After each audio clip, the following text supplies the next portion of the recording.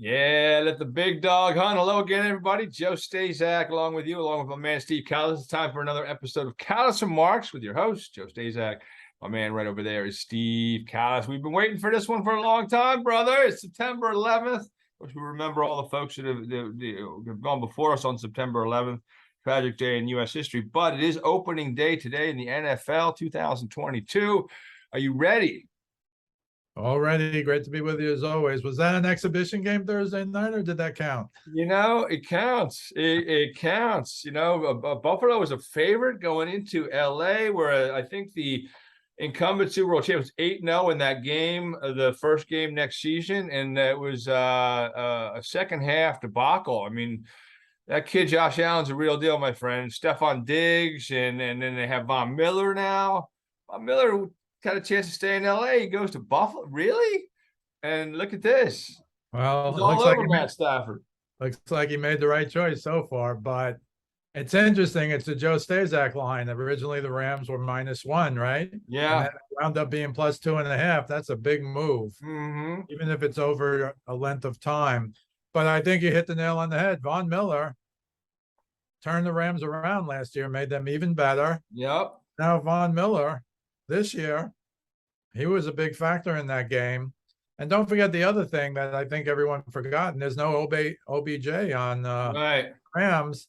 And they were saying it would affect Cooper Kupp. I don't think it really did. I think he had 13 catches for 138 yards. I mean, I don't know what more you want the guy to do. But we both believe that Stafford will give a game away, and he didn't play particularly well, I thought. And Josh Allen, look, they had those turnovers and it didn't matter. It was 10-10 at the half, and they were, they went down the field 11-7 the first drive, right? And you're like, wow, there's going to be a blowout. But then they were giving the ball up, and I think they had a fumble as well. And the second half wasn't even a game. So unbelievable. The other thing I'll say about Josh Allen, because now people are starting to follow this, and that is when he's running now, they're trying to kill him, I think. This isn't just let's wrap him up again. He's not sliding. He's not sliding. You like that stiff arm of that cornerback? It was incredible. So, but he got hit 11 times, including 2 sacks.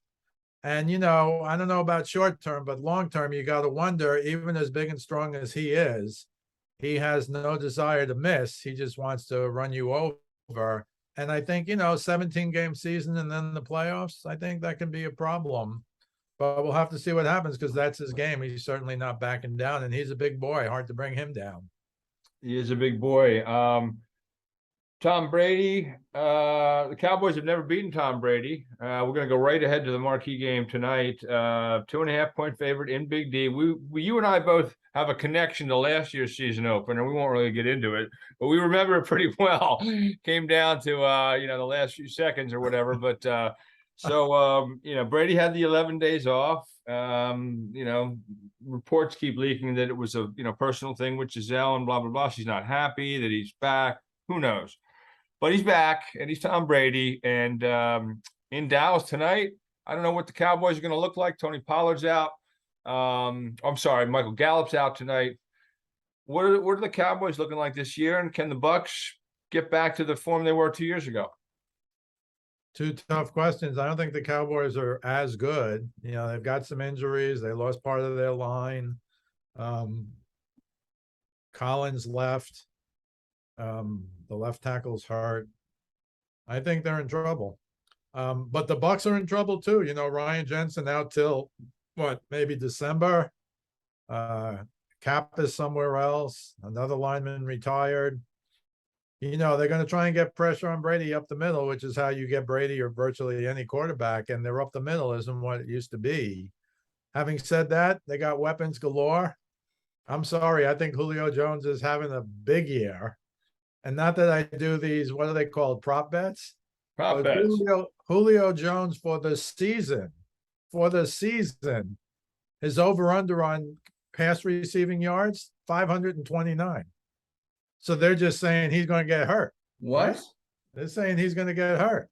Where's my bookie? Give me a phone. Really? Jesus. If he's Julio Jones and healthy, he'll break that in 6 games. Yeah, right. Plus, you don't know what Godwin game time decision.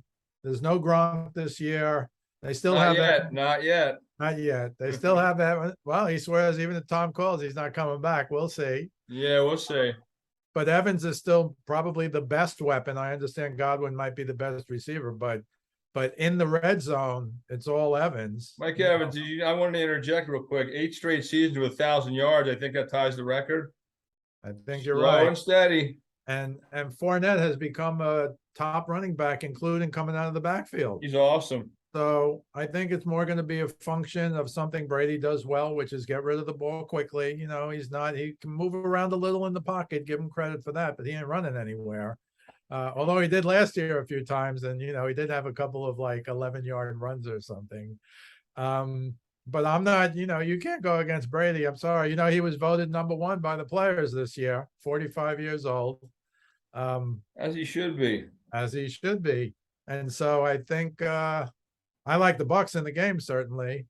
And I loved them last year, but you remember Prescott hadn't played in forever, and he came out and played out of his mind. But, you know, Cooper's not around anymore. What you said, Gallup isn't playing. I don't know what Ezekiel Elliott is. I think Pollard might be better than him. I think he was better than him last year. But their offensive line isn't what it used to be. And Tampa has a very good defense. They lost a couple of guys, but, you know, we'll just have to see what happens. But in that game, I'm not picking the Bucs, but I like the Bucs. Yeah, I like the Bucs too. Anytime Brady's getting less than 3 points, that'll be in my selection. And we'll get to that in a little bit. All right, let's go a little local now. I mean, hard not. I try not to buy into the hype around here. I really don't. I try to be the voice of reason in this town. Because Steve, I think the quarterback's it, and everything else falls, under him. Jalen Hurts can win ball games. He won 9 last year after a horrific start. He's a fantasy quarterback, because he does a lot with his legs.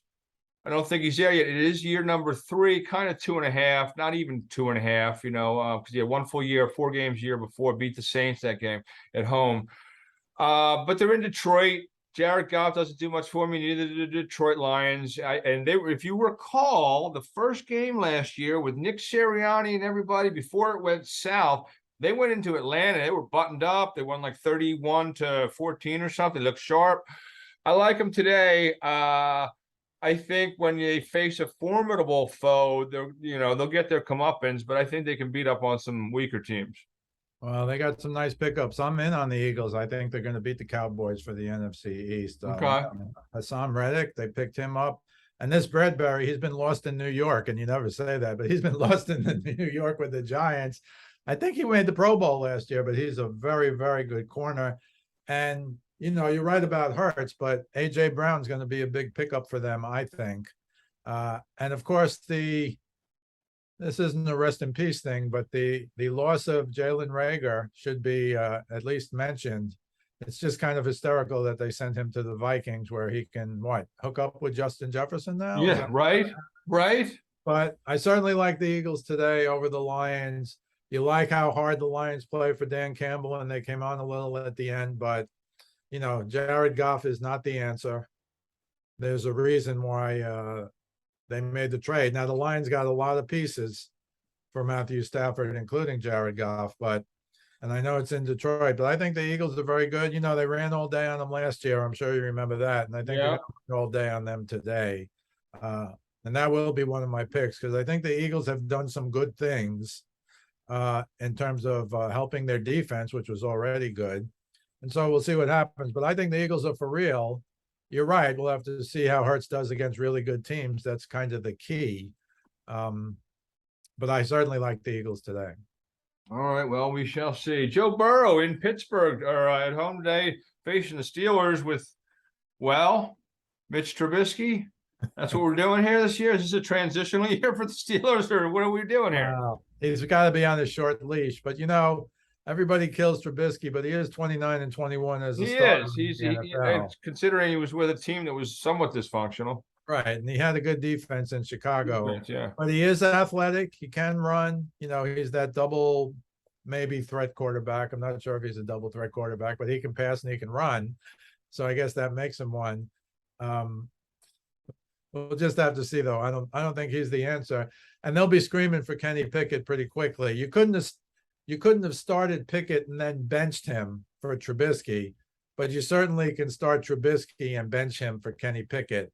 And if Trubisky doesn't play well or they get off to a bad start, I think you'll see Kenny Pickett because he played very well in the preseason, which I know is the exhibition season and doesn't really count. But I think they had to go this way with the more experienced guy because you couldn't, if Pickett started the season and they went, 1-4, you're going to take him out or you're going to let him take his lumps? You probably have to let him take his lumps. So to see how they are at Trubisky, can they possibly be a playoff team? But I think they're in trouble against the Bengals, of course. Yeah, Joe Burrow and company. Love me some Joe Burrow. Later game today, Raiders and Chargers. The Raiders have 24 new guys on the roster. And the Chargers have my guy, the quarterback. I like him. Washington could have had him. They took Chase Young, but we won't go back there. So, your thoughts on Chargers and Raiders today? Well, Herbert's already a superstar. I just hope the coach doesn't mess them up. I think the Chargers are my sleeper pick to at least get to the conference championship, but they're in a brutal division. Yeah. I mean, my goodness, they're in a brutal division. I had them last year, yeah. And that's the problem for all of them. They're going to beat each other up. This isn't the AFC East where the Patriots for years and now the Bills will they be 5-1 or 6-0? That's not the case with the Chargers. But having said that, I hope the coach can learn a little. I understand his analytics and his algorithms, and we go for it on 4th down 7 times, even if we miss it the first 6. And that's what I remember that game. I don't think it was 6 out of 7, but it was either 2 out of 3 or 3 out of 4. That was a rough game. That was a rough game.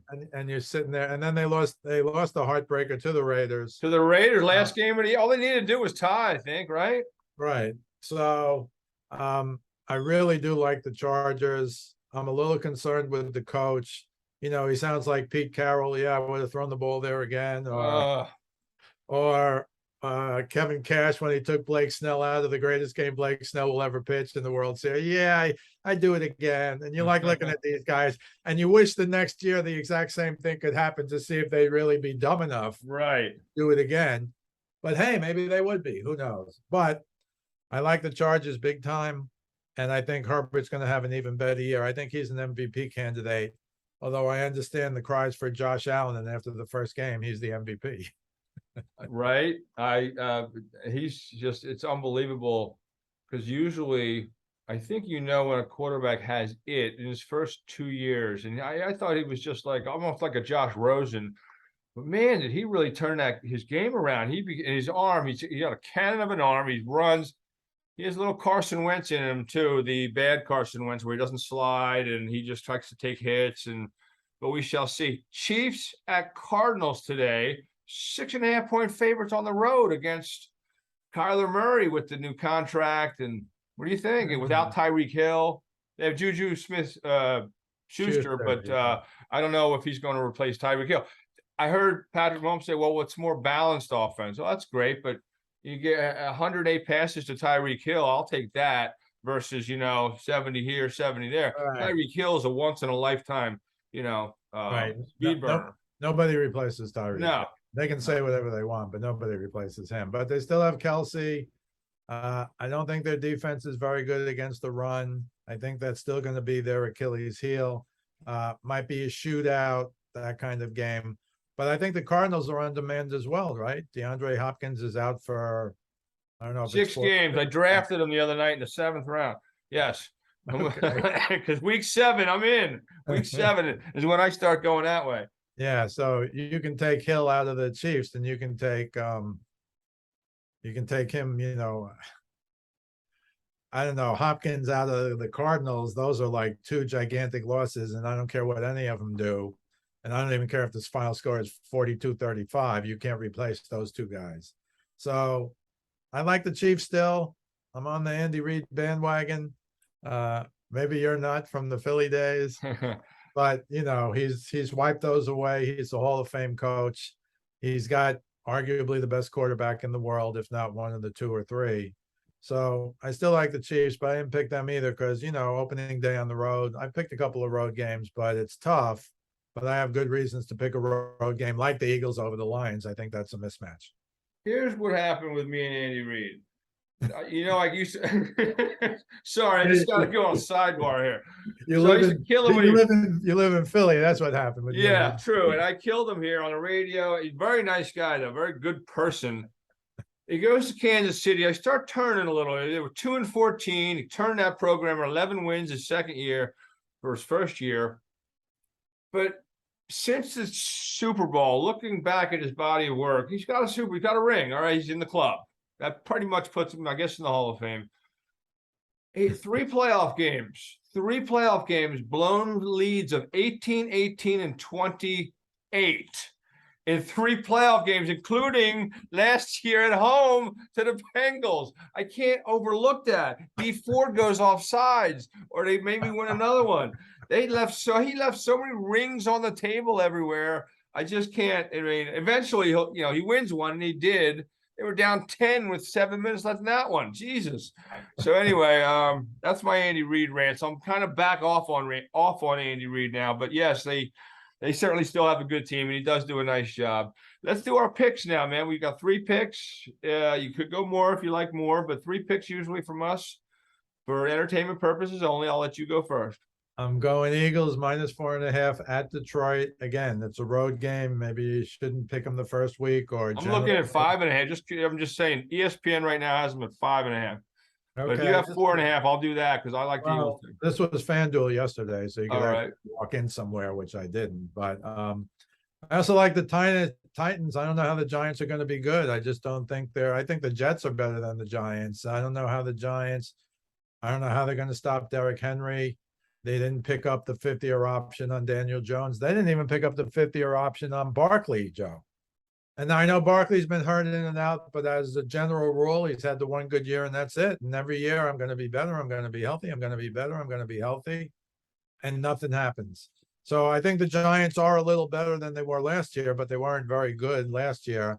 And I don't know how they're going to top, they can put 8 guys in the box. I don't know if they're going to stop Derrick Henry. And finally, for years, we've talked about Russell Wilson and how he's a magician and how he kind of held Seattle together, not to win Super Bowls, as they should have won back-to-back years ago, but just to win and be in it.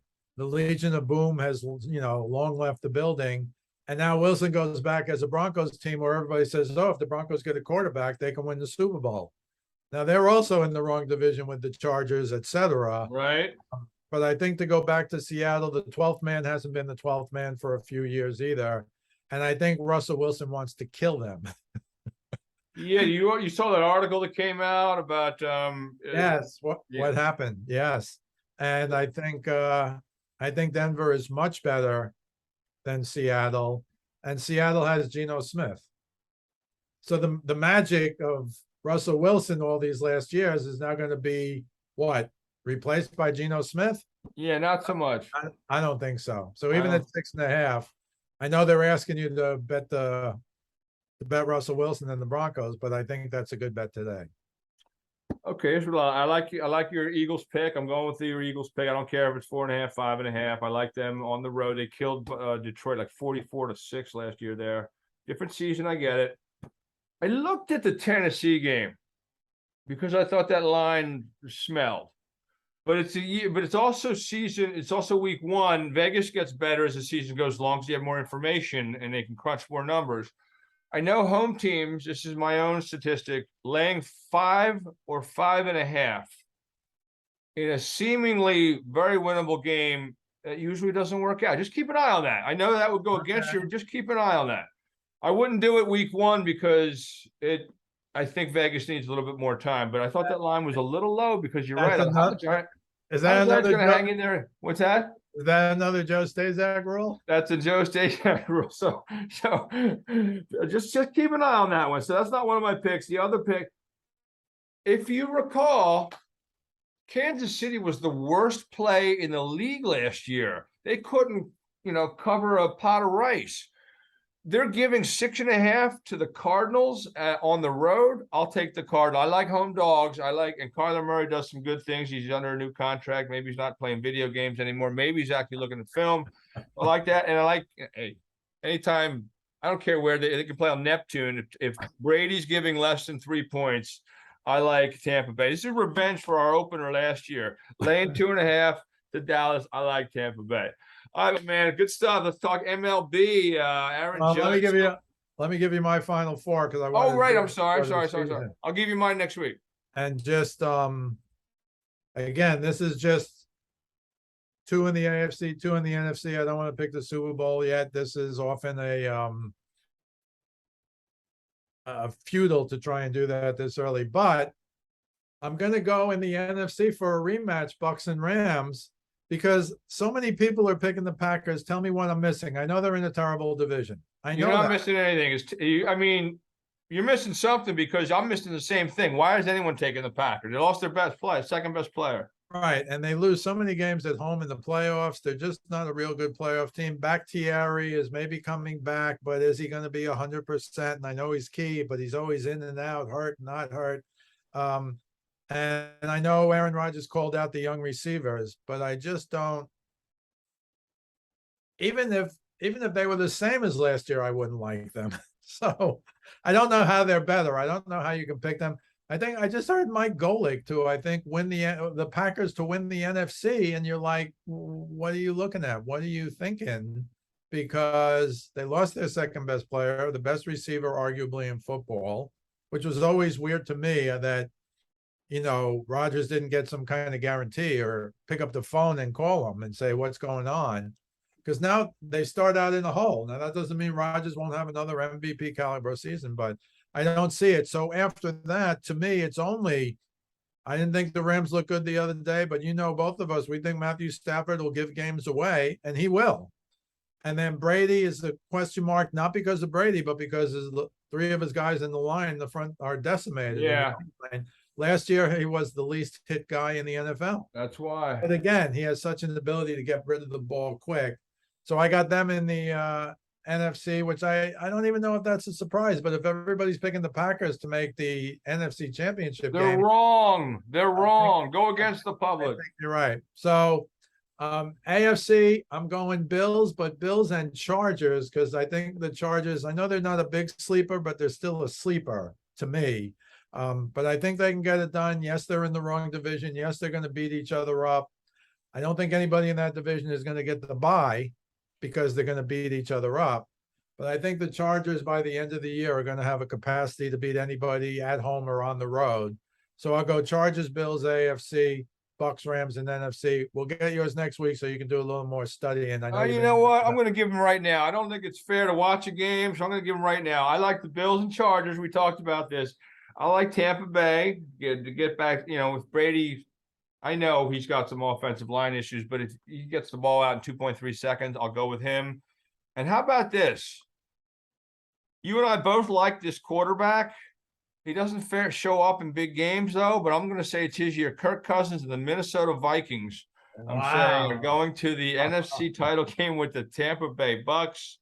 I go Tampa Bay, and I go Bills, Super Bowl champion. Ooh. To exercise some ghosts of Scott Norwood circa 1990. All right, brother. Let's talk MLB. Aaron Judge still getting it done. Albert Pujols closing in on 700. And what else you got? Some notes and well, Pujols hit 696 yesterday, so he's tied with A-Rod. I don't count A-Rod's records. I'm sorry. He admitted to taking steroids 4 different seasons, 2001, 2, and 3, and then 2009 with the Yankees. I think you can make a good case. He took him from 2001 all the way through to 2009 because he said he took him in Texas because of the pressure of his big contract. So he leaves Texas after 3 years and he goes where? Timbuktu or Yankee Stadium? Right. So what? He didn't feel the pressure anymore, so he stopped? And then he took it up again in 2009? So I don't, and I'm sorry, I'm not a Bonds, Sosa, McGuire guy. I think Judge at 55, I think at 55 homers, I think he can get 62. And I'm sick of hearing him say, oh, we'll set the Yankee record. Oh, we'll set the American League record. No. To me, he's the record. Right. 62. I don't care what Sosa, McGuire, and Bonds did.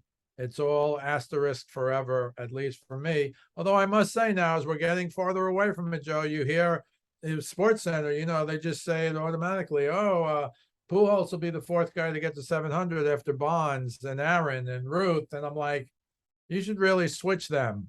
You should say Ruth Aaron and Bonds, because much as Henry Aaron's one of the greatest players ever, and to me, he's the true home run king for a career.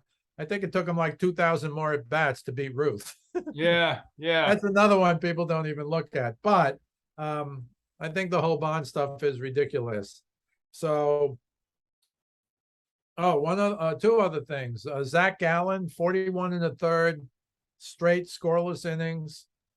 It's like the 8th longest since 1920 or something. You know the record, Hershiser 59, beating Drysdale's 58. Yeah. Problem for Gallen is he's pitching in Colorado tonight, and it's hard to shut people out. Although I think he shut them out for 6 or 7 innings a couple of weeks ago as part of this streak.